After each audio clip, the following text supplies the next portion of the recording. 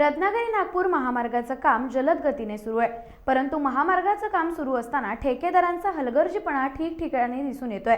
सध्या पाणी टंचाईचा कालावधी सुरू आहे। अशा स्थितीतही साळवी स्टॉप इथे रस्त्याच्या मध्यभागी जलवाहिनी फुटून लाखो लिटर पाणी वाया गेल्याचं दिसून येतंय।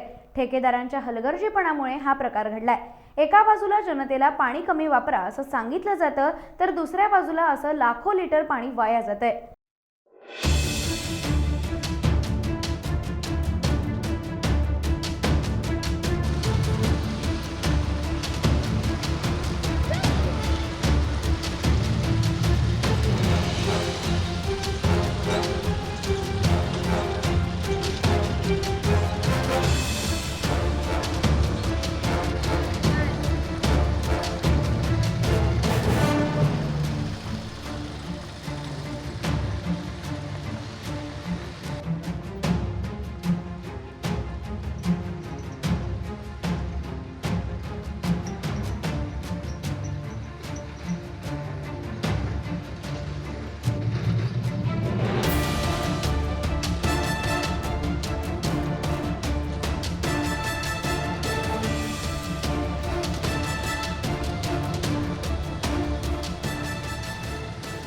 टाइम्स डिजिटलला लाईक करा, शेअर करा, सबस्क्राइब करा आणि बेल आयकॉन दाबायला विसरू नका।